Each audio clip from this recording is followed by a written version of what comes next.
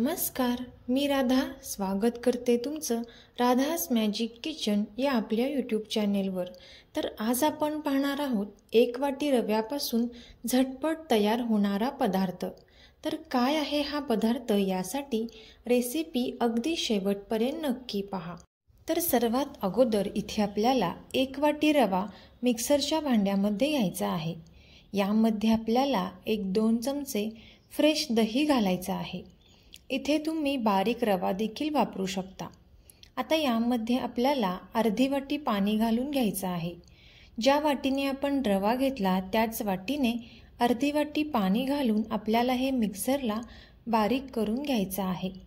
पाहू शकता तुम्ही या पद्धतीने इथे आपल्याला हे बारीक करून घ्यायचं आहे। आता आपण हे बारीक केलेले मिश्रण एका बाउलमध्ये काढून घेऊयात। इथे मी हे सर्व मिश्रण एका बाउलमध्ये काढून घेते।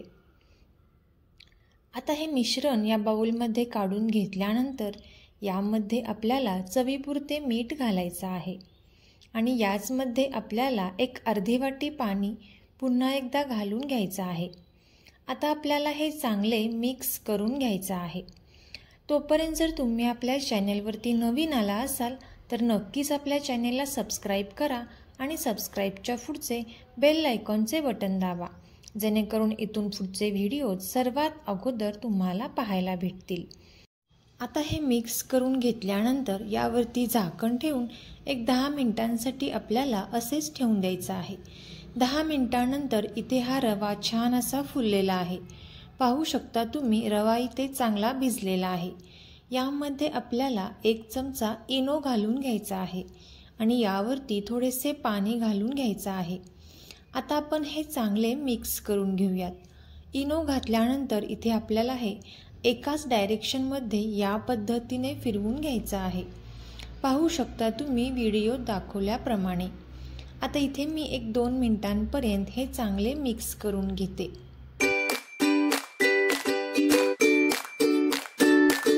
आता हे मिक्स करून घेतल्यानंतर यामध्ये आपल्याला बारीक करून घेतलेली हिरवी मिरची यामध्ये घालायची आहे।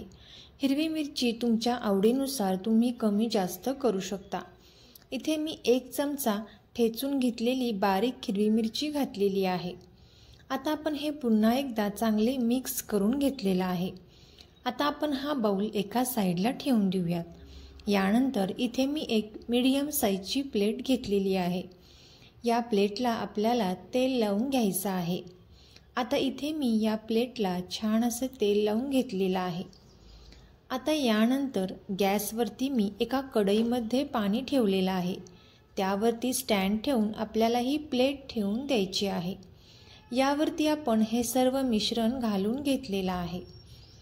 आता हे मिश्रण घातल्यानंतर यावरती आपण थोडीशी लाल मिरची पावडर भुरभुरून घेणार आहोत। आता यानंतर यावरती आपल्याला प्लेट ठेवून एक 15 मिनिटांसाठी मंद आचेवर छान अशी वाफ येऊन द्यायची आहे। एक 15 मिनिटांनंतर पाहू शकता तुम्ही या पद्धतीचे हे इथे तयार झालेले असेल। एका सुरीच्या साहाय्याने इथे आपण चेक करून घेणार आहोत। इथे सुरीला पीठ चिकटत नाही याचा अर्थ इथे हे छान असे तयार झालेलं आहे। जर सुरीला पीठ चिकटत असेल तर तुम्ही आणखीन 5 मिनिटे वाफवून घेऊ शकता। आता आपण हे थोडेसे थंड करून घेतल्यानंतर एका तडका पॅनमध्ये आपल्याला अर्धा चमचा मोहरी, अर्धा चमचा जिरे, थोडासा कढीपत्ता आणि कोथिंबीर घालून घ्यायची आहे। आता आपल्याला हा तडका यावरती घालून घ्यायचा आहे। तडका घालताना इथे आपल्याला चमच्याने या पद्धतीने सुरुवातीला घालून घ्यायचा आहे। आता आपण हा तडका यावरती छान असा पसरून घेणार आहोत।